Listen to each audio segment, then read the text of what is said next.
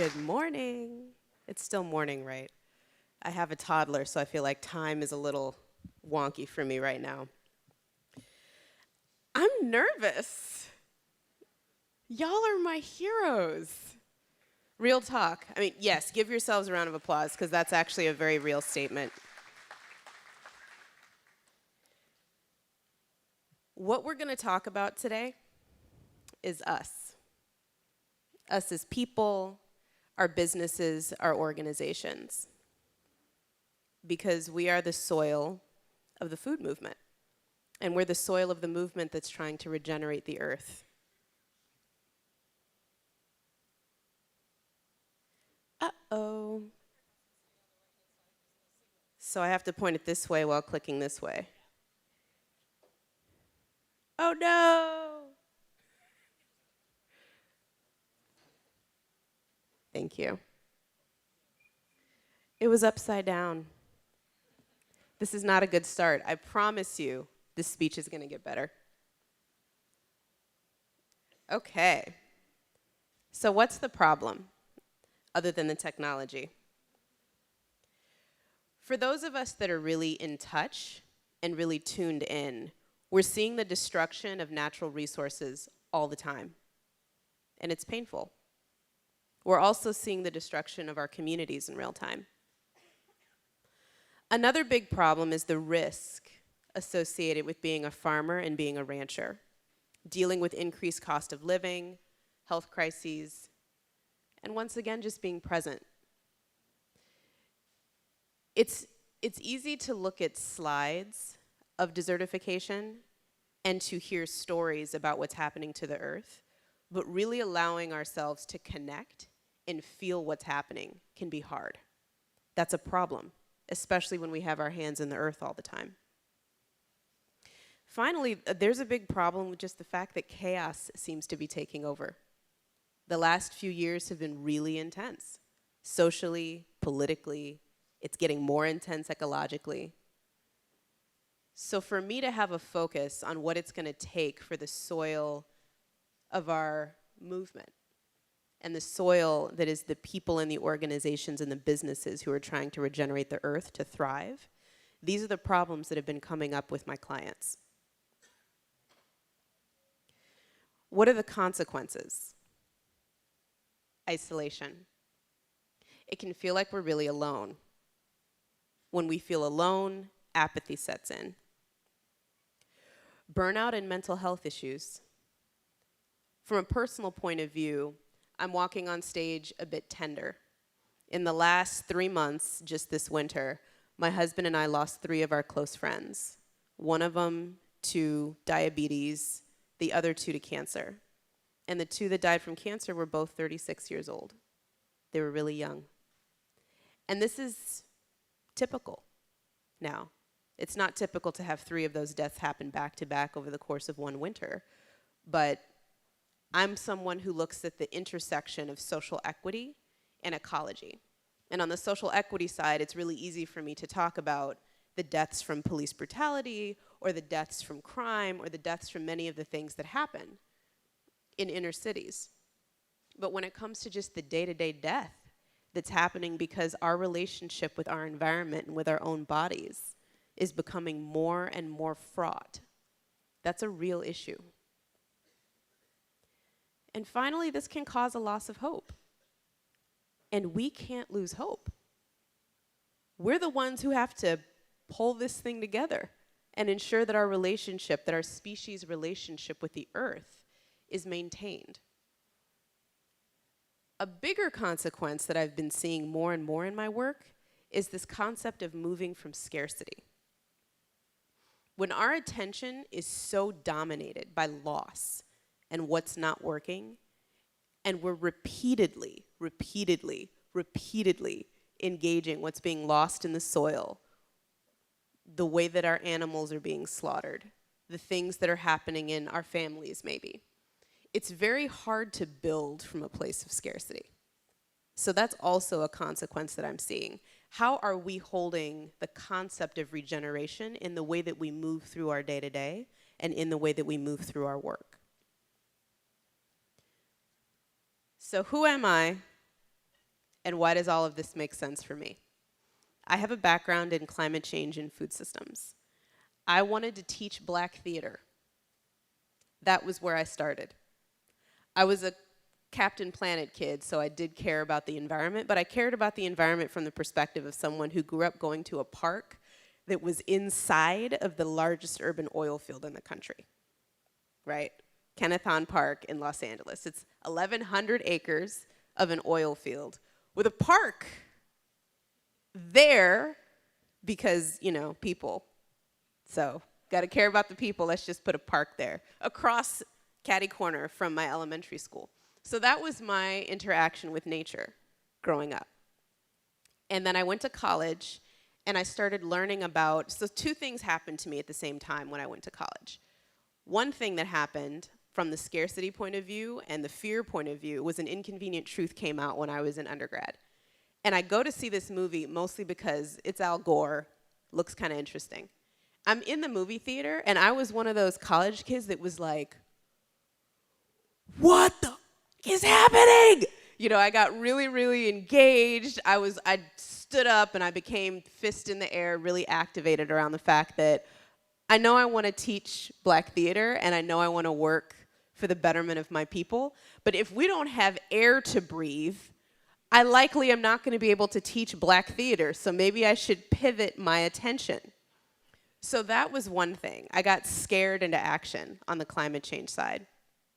But then on the abundance side, I was invited to a course called Education for Sustainable Living. And it taught me the concept of sustainability as ecology, economy, and equity all together. And that was really what resonated with me. Because the more I was learning about the environment, the more I felt like I got a lot of the problems that were happening with ecology. But I didn't understand how that fit with me as a person of color. And I didn't understand how that was going to be politically feasible on the economic side. So I'm sitting with all these questions, I'm wrestling with them, and then I meet Van Jones, who came to do a PowerPoint at my college right when he was starting Green for All, and he started the PowerPoint with the phrase, "This is the presentation Al Gore would have given if he'd been Black." So of course I was really paying attention. And that started a career bouncing back and forth between climate change and food systems, and then climate change again, and then food systems. I felt like a refugee from the climate change movement when I went to the food system side because I just needed some inspiration and some dinner parties and some love.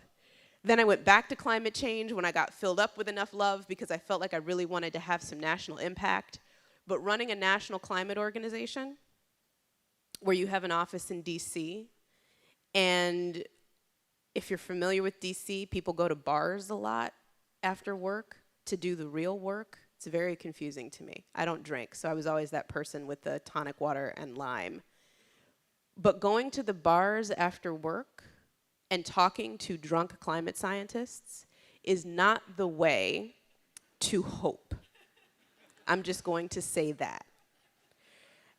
2 or 3 meetings of that, and real talk, I was terrified. Because these climate scientists were literally sobbing into their drinks, like, my wife and I are selling our house and are looking to investing into this weirdo island because in the projections 50 years from now, that's the place where you're still gonna be able to grow things. Or this other climate scientist was talking about Antarctica and how that's gonna be the place where you can grow things in 50 years. And so literally, they were scaring the hell out of me. So I left my national climate organization because I didn't know what to do.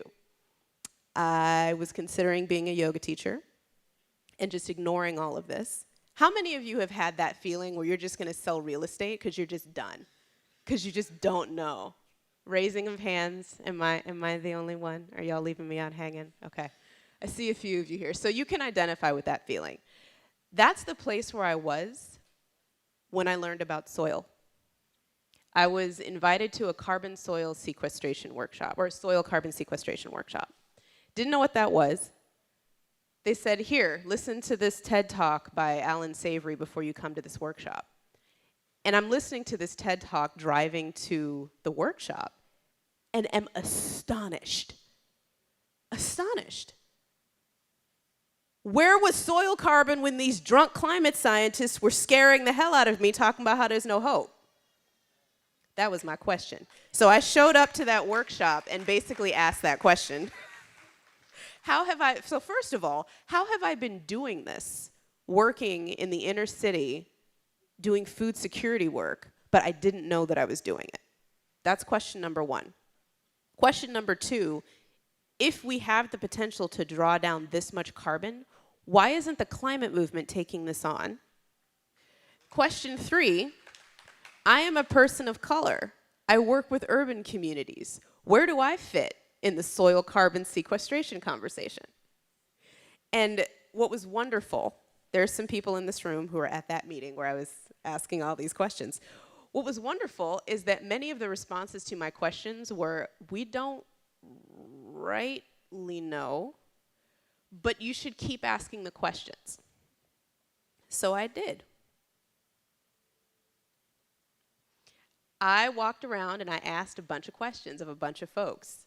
Those 3 questions, just over and over again. And then over and over again. And then over and over again. And then Sally Calhoun pulled me aside and said, we'd like you to come work with us for a little bit, because I think these are really good questions. I don't have the answers to them, but I think we need to find them. And that was the beginning of my business, Soil in Shadow.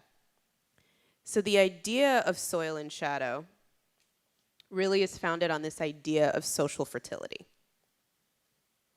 That if we're losing 2 billion tons of topsoil a year, and we are reflections of the environment, what are we losing per year? The deal with Soil in Shadow and the deal with how I engage this work is that I have been to the soil workshops. Now, let me just be clear. Slight digression. I grew up in LA. I grew up, and like when you think of the stereotypes of Los Angeles, I am now fully acknowledging and accepting the part of myself that wears heels to the grocery store, that went to my first soil carbon workshop with a new manicure and not an outfit that was really appropriate for being out on the field jumping into soil pits. That has been me in this movement for a long time.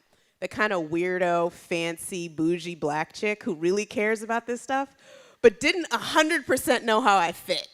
You know what I'm saying? But Soil in Shadow really is how I fit.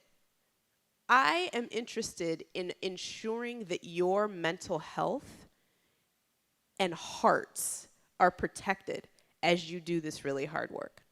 I am interested in your organizations and your businesses being healthy, successful, lucrative, and joyful as you do this work. I am interested in the movements that are working toward regeneration in the ecology, in economy, and in social equity, moving from a place of abundance and not scarcity. So one of the deep things that my firm does is we look at ways that nature can teach us how to be. Not just what to do, but how to be. That is what social fertility is. It's me learning from soil fertility and the principles of soil fertility and examples from nature on how to be, so that as I do the work and I go back out into the field and jump into those damn soil pits, that we're doing the work in a way that's actually going to work. So as I talk about social fertility and I go through some of these concepts, I just want to name, I'm taking inspiration from soil and nature. My degree, my master's degree, is in African American Studies. I have listened to David Montgomery's books more than once via Audible, and I cannot repeat back to you anything that man says. He is also my intellectual crush, by the way, so if you know David Montgomery, I really want to meet him. But real talk, I'm not a biologist. I'm not a farmer. I wear heels to the grocery store. So I take inspiration from nature, but if I say anything that doesn't feel scientifically correct, just go with me for a second, okay? It's inspiration. but pull me aside afterward and let me know what to read so that I can get better at that, okay? So the idea of fertility is one of the biggest things that I learned from soil. When I was a nonprofit executive director and I was doing food insecurity work and I was trying to work with people at the same time, I was functionally building a monoculture, but an organic one, right? I was focused on these outcomes, on trying to make sure people didn't die from diabetes, on trying to make sure we had a grocery store in the hood. These were very specific things that I was trying to grow. And so then I added a bunch of fake fertilizer on top of things in my organization to try to force those specific outcomes to grow so I could meet my grant objectives. And because we were doing it with a justice frame, it was organic and it wasn't with all of the pesticides and the craziness that a lot of other companies tried to do as far as I was concerned in terms of bringing food to people. So it was fine. It was organic. Monoculture. The impact of that, I burned out. My staff burned out. We were corroding ourselves. We were creating these short-term gains with the number of people we served food to, with the number of businesses we tried to support through our business incubation program. Those short-term yields were in fact corroding our long-term health as an organization. We were not building fertility. We were an organic monoculture. So, what to do about that? There's two concepts that I want to go through. So, diversity. This is diversity in a number of ways. I don't know if you noticed, but I am Black. So one of the ways that I talk about diversity is through the lens of people of color. Diversity when it comes to race, diversity when it comes to gender, diversity when it comes to social structures. When it comes to our organizations, I want to talk about diversity. And not just diversity when it comes to people, but diversity of thought, diversity of socioeconomic background, all different kinds of diversity. When it comes to growing businesses and growing organizations, executive teams, I've noticed, tend to try to do symptom intervention without dealing with the underlying issue. So, an issue that I encounter all the time is investing in people so that they will make money.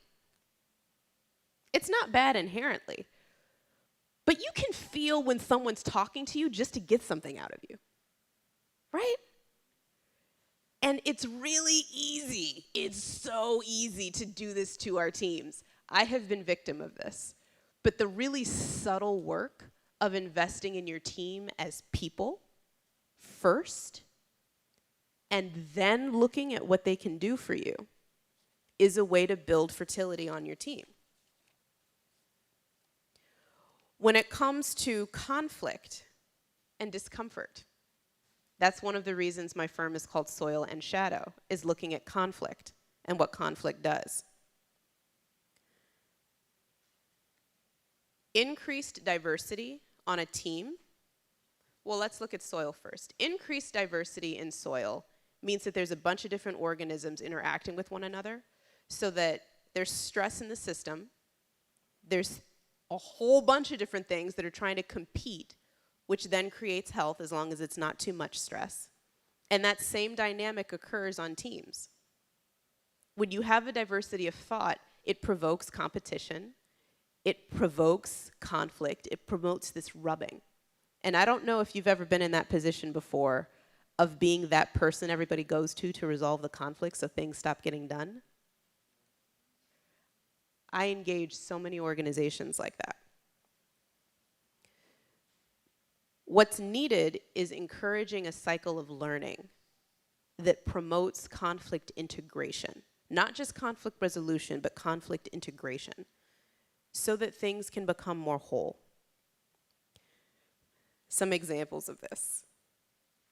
Christine, in her introduction of me, mentioned FiberShed. When I first met Rebecca Burgess, I was knocked over by the idea of FiberShed and carbon neutral clothing. I also just want to do a really quick shout out. So this coat that I'm wearing is a carbon negative coat. We worked with Lana Estill for the wool. I bought the wool. Then it was roved and spun and washed. You know I do. It was all of that. All of that happened. It became some yarn or thread or something. And then Houston Textiles made this into a coat with the design by Dan DeSanto, and then it was dyed with Heather Podol's indigo that she grew. And so from start to finish, this is a regional regenerative agriculture piece of clothing. And it was really important to me to invest in something like this so that I could not only hold it as a story, but so that it can remind me of what's possible. So that was really one of the first things that Rebecca did for me, is she showed me what was possible. And the part of me that loves science fiction felt like this is just a straight up science fiction coat. Like this is my version of wearing the uniform for the Starship Enterprise, except it's like the regenerative version. You know what I'm saying? Like if the Starship Enterprise was legit like a regenerative agriculture machine that was going to different ecosystems on different planets and teaching them how to regenerate their stuff, like if I wrote Star Trek, that's what it would be about. So FiberShed and what Rebecca taught me. When I first came to FiberShed, I had just come off of my national executive director job. I had just run a $3 million organization. I had just come from having meetings in DC. I was dealing with big numbers, big picture, and I kept pushing Rebecca, like, come on, we can engage these different fashion brands, we can move more quickly, we can do all this stuff. Why are you not moving faster?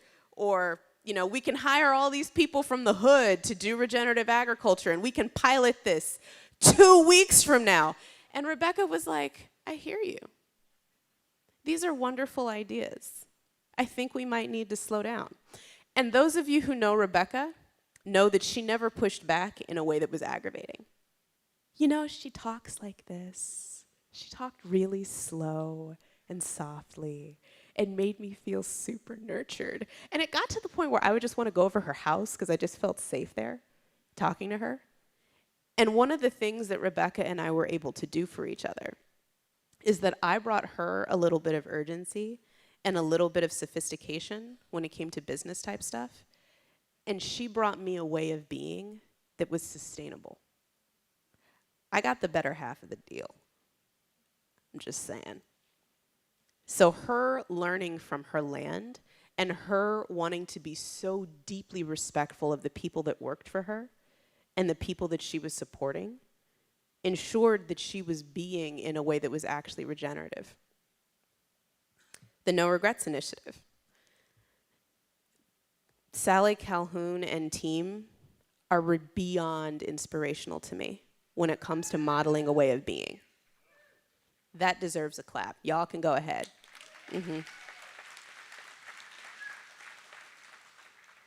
One of the reasons is because when we first started talking about no regrets and regenerative asset management strategy, I said, okay, cool, how do you make decisions about who you invest in? And Esther said, well, we ask, is it beautiful and is it complex?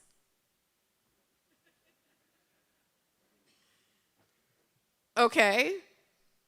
Well, how do you know if you got the best return on your investment? Well, we look at if it inspired joy and if it added complexity to the landscape and did well by the people. For real? And they have all of the technical stuff sitting underneath that because they want to make sure these businesses are profitable. But my point is that there is a difference between context and content. This is super key to the ethos behind our business and how we do work. What I mentioned in the beginning about moving from a place of scarcity and what we focus our attention on, of course, pain and trauma and suffering and all of the things that are happening with the earth, they exist. We can't turn away from them. But if that is our context and not our content, what we are going to be building is pain and suffering and loss. If our context is complexity and beauty and abundance and joy, then we are resourced enough to be with the content of pain and suffering and loss in a way that actually transforms it into what we want. And the No Regrets Initiative holds all of that when it comes to money. They are modeling how to heal the economic system that has extracted from the earth and has extracted from people with their investments. And I am just so glad I get to participate in any part of that. So I want to move now to us. That was about organizations and systems. But what about us as people, as individuals? When I talked about grief and loss and pain, that's a lot easier to connect to sometimes individually. A very personal story when it comes to this is when I talked about drunk climate scientists in DC, I also had an equivalent experience when it came to being a person of color, when it came to being a woman of color. In my identity as a social justice activist, I would tell these stories over and over again about African Americans being descendants of slaves and about how I am the product of generations of rape that just resulted in me. They were breeding pairs that made it because my ancestors were brought here as property. I have a master's degree and a bachelor's degree in African American studies. I could go all the way down the rabbit hole when it comes to the torture that produced the engine of the economy in this country. But that was my context for my blackness for a long time. And that was a part of what corroded me. And on a deeper level, I'm gonna get real vulnerable with y'all. This was not a part of the speech, so go with me for a second. Also, the way that I was engaging people was from a context of scarcity. Because my context was about the pain and the suffering and the trauma that produced me, I couldn't engage with other people without a lens of trauma and pain and potential exploitation. Everyone was an opportunity to potentially exploit me, especially white folks, if I'm being super real and super clear. And that meant that I couldn't actually see a person when I was talking to a person. And that meant that I wasn't able to connect. And that meant that I was getting increasingly unhappy, increasingly combative, and I was not producing the kind of movement building that I wanted to do to regenerate the earth or regenerate people. So a part of inner composting and a part of fertility, inner fertility, I wasn't gonna talk about personal cover cropping, but after that previous presentation and all of the nuggets and the gems about cover cropping, I have to talk about this. So personal cover cropping. How much of you is exposed in a way that's encouraging brittleness? So just like the land, when we have no defenses, those of us that feel too vulnerable all the time, we're eroding, we're hardening, and we're losing our drive and motivation. And one of the things that really got me was that splash erosion is worse than tilling in the last presentation. And if you think about that from the perspective of interpersonal interaction, microaggressions and the small daily traumas that we go through can be more eroding to our spirits than those big conflicts that we can remember. That's a key factor of personal cover cropping. But then how do you protect yourself and still be able to receive? Too much protection is like concrete. Nothing gets in, like care, so then nothing grows. All that activity that happens underneath the soil in real life, not in real life, but underneath the soil, the literal soil, that's the soil of our brains, our imaginations, our creativity. And when we're too protected from connection, we lose our imagination. Nothing grows. So a solution to this is to outcompete destructive thoughts. Instead of using a bunch of pesticides, now sometimes pesticides and insecticides are necessary, and this is a whole other rabbit hole about medication and different really serious interventions we need to do when we get too intense with our need for personal cover cropping.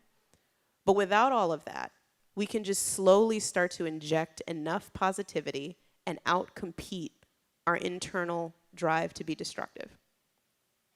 And this is not just some woo-woo stuff. In my day-to-day, I do executive leadership coaching. I see this happen, and I see how it erodes organizations from the inside out. And I see how it takes leaders out that really need to be there and really need to be sustainable. And this next piece I'm going to talk about is what happens if you don't do this work and you still remain in leadership. So then we get to inner composting. Personal cover cropping is one strategy, inner composting is another.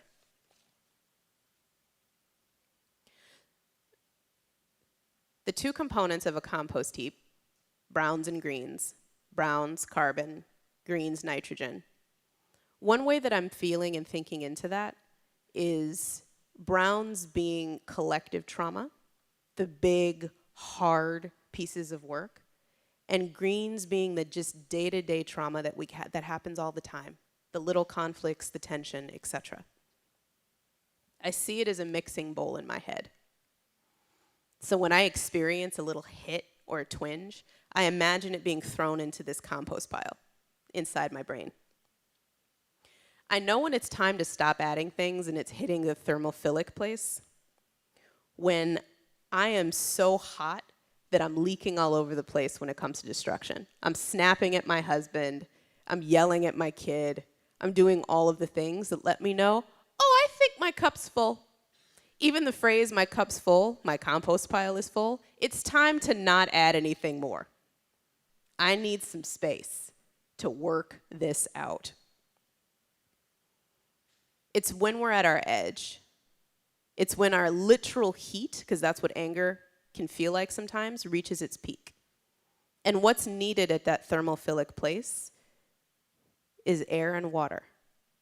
I think of air as time, and I think of water as care. We need to step back and take the time to do the work, not just keep going.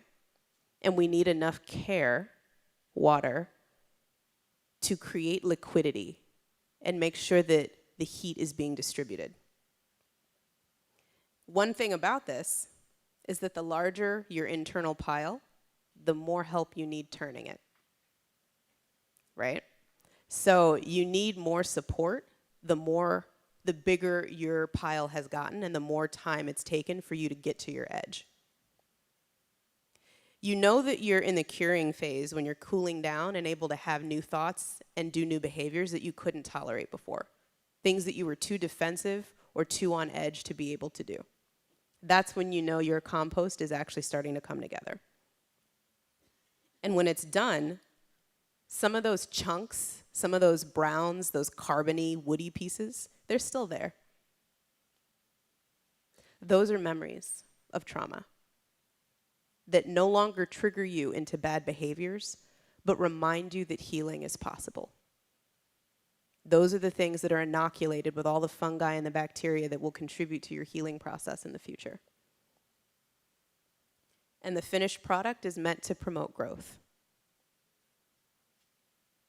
Some examples, I'm not going to go deep into this because a lot of it's really personal, but in my coaching practice, I have had the honor and the privilege of coaching farmers. And I call it an honor and a privilege is because I do not underestimate what it takes for a farmer to set aside the time and the resources for personal development work. It's mostly been with women, and they've been at their very edge when it comes to being mothers, wives, and farmers at the same time, and not knowing what to do to maintain all of that. There is a dear heart who is here who I actually heard it referred to as inner ranching. And it feels like it's the same concept. When we get to our edge, what do? And I have seen so many ranchers and farmers do this work and come out the other side of it. And that has been an honor and a privilege and we need more of it. So to recap, fertility is a framework that can provide inspiration for any and any area of life. What does it look like to create the conditions conducive for life and then leave it alone? What does it look like to not create these organic monocultures in our businesses and with our actions, but instead be creating ourselves as fertile beings so that we build fertile soil and fertile ecosystems? When it comes to diversity, invest in your people for their inherent value and not just what they can do for you. And I'm going to extend that and say invest in yourself this way too. So if you do end up becoming a yoga teacher or going into real estate, that's okay. You have inherent value. You still care, and you will return back into the fold when you're ready. Learn the tangible skills to integrate discomfort and invest in the diversity of individuals to create just enough friction, not too much, and then give that diverse team infrastructure that allows them to get real with each other so they can solve their own problems. That's what high performance looks like. When it comes to inner composting, create ongoing space for the work. It's happening all the time within you, whether or not you make space for it. If you don't make space for it, you might get a little smelly. You might start to rot.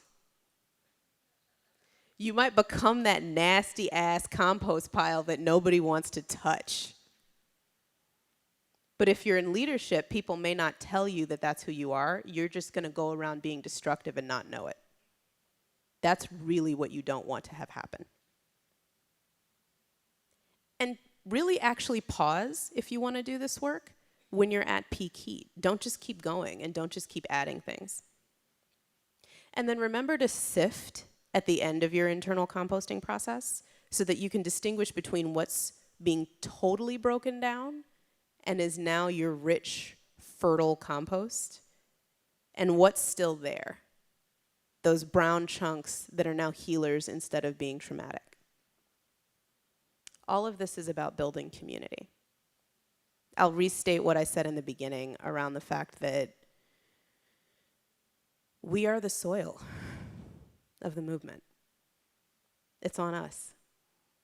And my goal is for each one of you to care for yourselves in this, and for you to know that you're worth care. So that the way that you're being with the soil, the way that you're being with your teams, the way that you're being with your animals, the way that you're being with your families is fertile, is regenerative, and that you have joy as you do this work. I feel really blessed that I've been able to create this in my own life. And now I want us all to be able to create it together.